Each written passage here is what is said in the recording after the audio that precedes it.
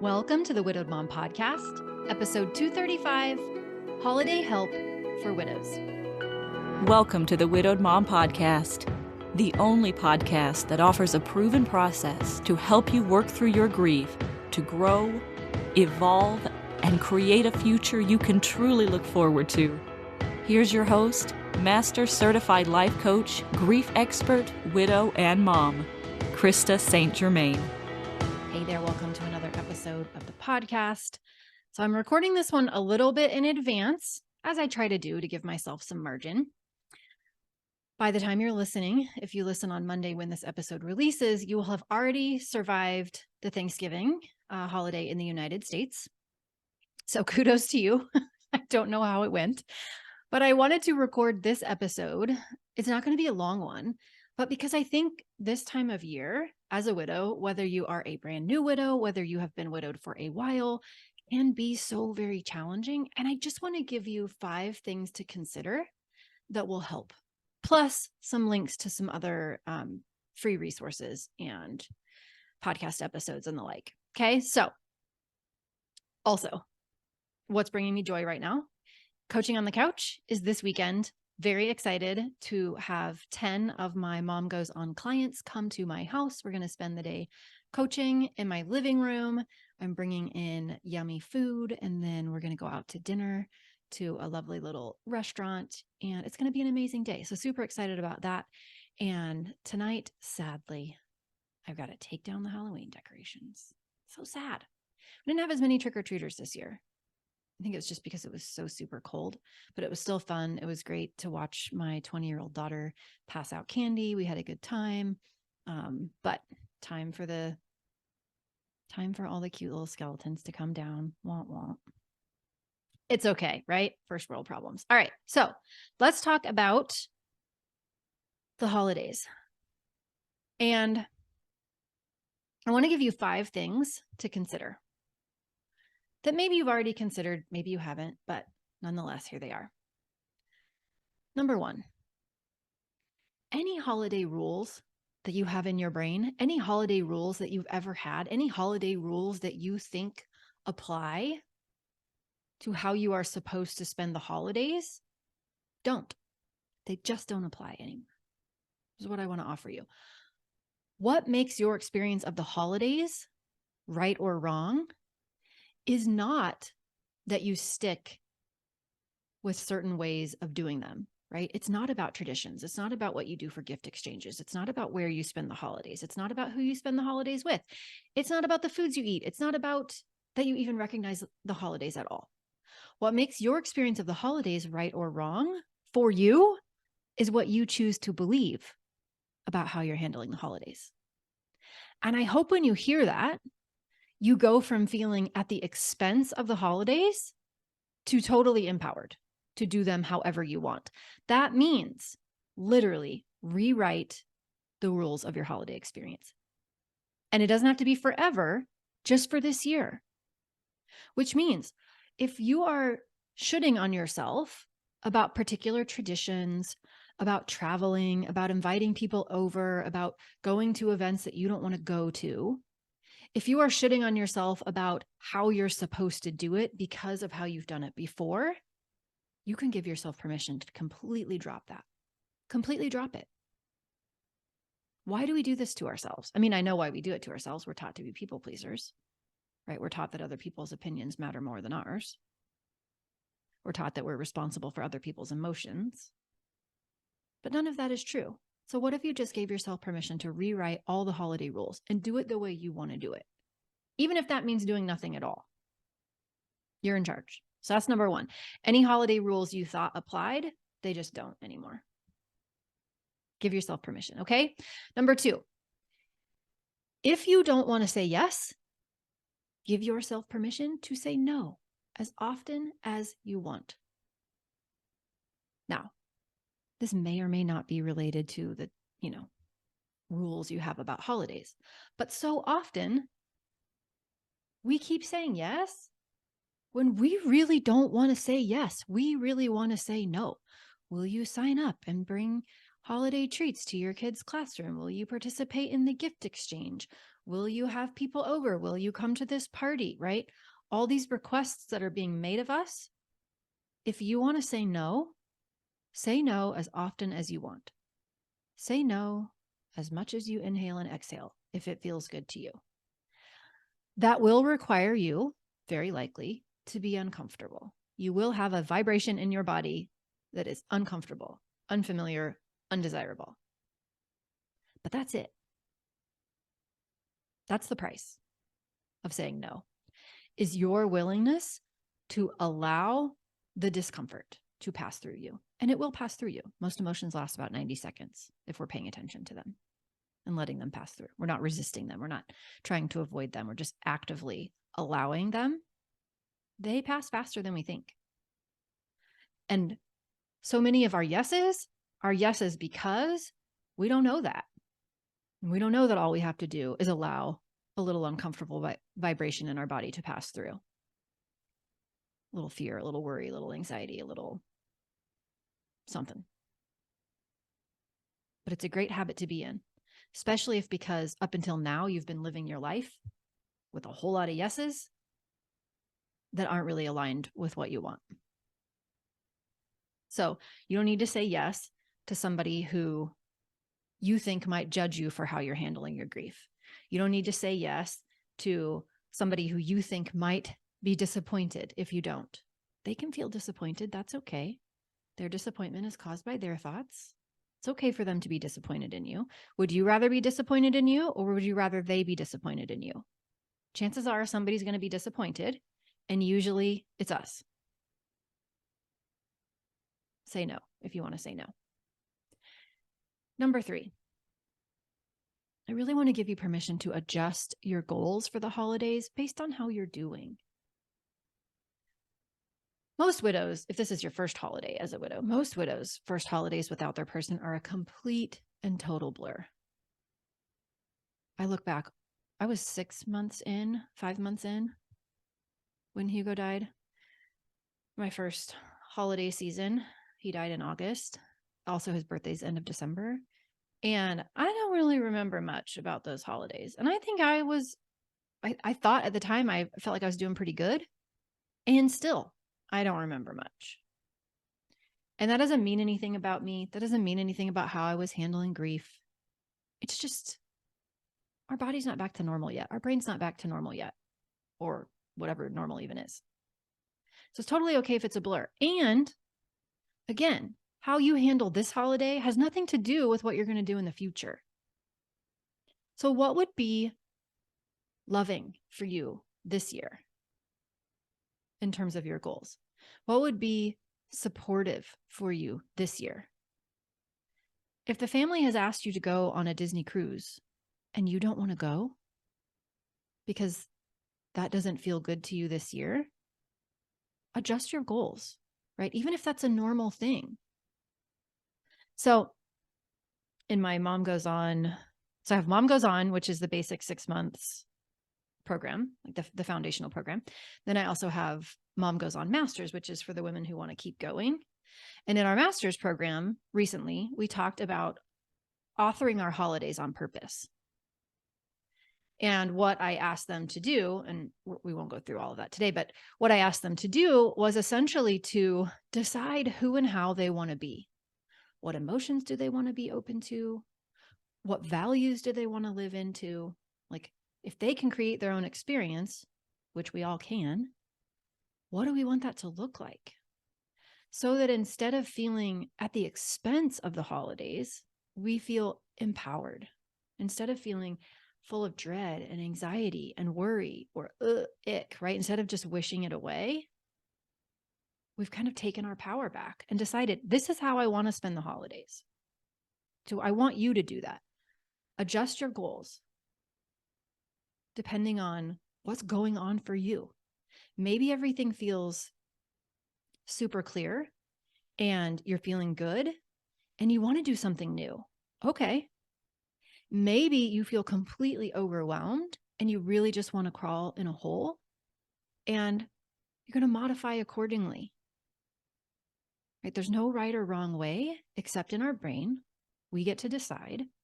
And I want you to give yourself full permission to adjust based on how you're doing. You are the authority on you. Only you know how you're doing. And if you were to trust that and adjust accordingly, what would you do? What would you not do? What would your goals be? All right. Number 4, I hear this so often, and I just want us to stop doing it. Your spouse, your partner, your person may have had opinions about how you handle the holidays. I don't care. And I don't say that to be mean. I say that to empower you. Just because your person would have wanted you to do it in a particular way does not mean you have to do it that way. We love them. I'm sure they were amazing. Maybe they had some great traditions that worked for them that they would have loved for you to continue. But it is not bad to focus on what you want to do this holiday season, how you want to do it. And it's a subtle should that we put on ourselves, a subtle pressure that just doesn't need to be there when we tell ourselves they would have wanted me to do it that way. And it's not. And it goes against how we want to do it right now. Now, if it feels good to you when you think of how they would have wanted you to do it, I'm all in. It's when it feels like a burden. It's when it feels like pressure. It's when it feels like a little guilt that I'm not all in. And that's what I want to bring to your attention. Where in your holiday experience are you doing it the way they would have wanted you to do it, not because you want to, right? Not in a way that feels supportive to you. And I really want to encourage you to give yourself permission to do it your way. It doesn't mean they were wrong. It doesn't mean you didn't love them. It doesn't mean you weren't an amazing person or spouse or partner. It doesn't mean anything other than you are the author of your experience and you can do it the way you want to do it, independent of how they might have wanted you to do it. Okay. Steps off soapbox. Number 5. And this might be the one you hate the most and benefit from the most, which is be willing to feel the feelings. Be willing to feel the feelings. If you need some help there, go to episode 3, How to Feel Better Now. I have a process for this, NOW, Name Open Witness, that is simple. You can do it. It's easy. I have lots of other tools, but this one there's already a podcast episode on it, so you can go listen to that one, right? So much of what we're dreading about the holidays is because of the feelings we don't want to feel. And yes, thoughts cause feelings. And yes, we can think new thoughts. But honestly, it's just so much easier if we just decide we're willing to feel the feelings. If we believe that the worst thing that can happen to us is a feeling, and we're willing to feel the feelings get easier, don't they? This is why in Mom Goes On, we start with feelings. And people never seem to really like it. They like me afterwards. They like me after they've practiced feeling feelings. They like me after they believe they're good at feelings. But as they're learning to get good at feelings, they don't particularly like it. And I get it, because most of us weren't taught how to allow feelings. We were taught how to avoid them, how to judge ourselves for having them, how to try to push them away and shove them down and numb them out with food and alcohol and distractions. But we weren't actually taught how to feel them. And we have some judgments about emoting. I just recorded an episode, which hopefully you've listened to, called Unapologetic Tears, right? We have some judgment about what happens when water comes out of the eye holes in our faces, as though that makes us weak or somehow doing grief wrong. So think about the feelings that you might feel this holiday season. Maybe, and of course, not all of them will be undesirable. Some of them will be very desirable, but think about the undesirable ones for you, different for every person. Maybe it's sadness. Maybe it's loneliness. Maybe it's, I don't know. What is it for you? Those are the most common. And what if you were just willing to feel them? What if you were just willing to let them flow through your body? They can't hurt you. They're going to pass quickly. And what that would change is that you wouldn't have to dread them. You wouldn't have to resist them. You wouldn't have to try to do things to distract yourself from them.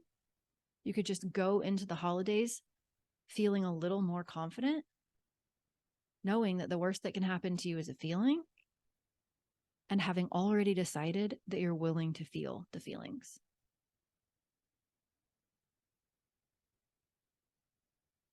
I've got a client right now.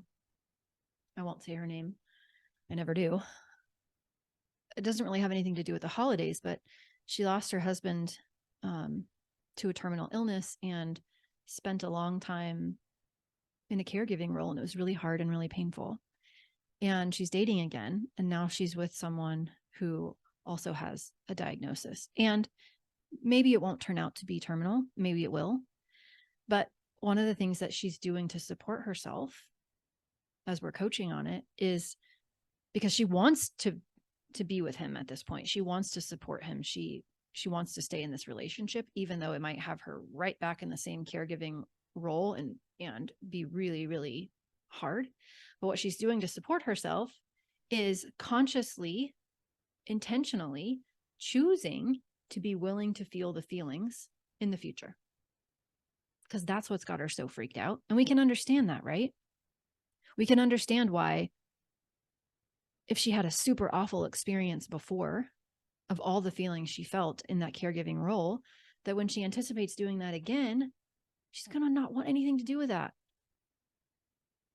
But she didn't have the tools that she has now back then. Now she has different ways of allowing feelings. She has different ways of supporting herself. And it still's not going to be easy, but it's so empowering. And this is what I want for you. When we choose, I choose to allow myself to feel these feelings. This is what I want. So maybe you decide, I actually do want to go to my in-laws' house for the holidays. I do want that.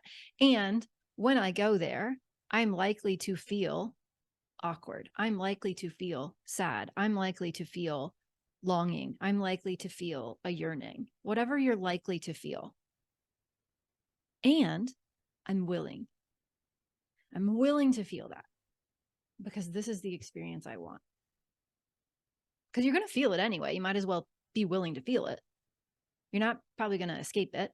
If you do escape it, it's probably going to feel fake and phony, and it's going to look like toxic positivity and forced gratitude and silver linings. And that doesn't really feel very good either. That feels inauthentic to most of us.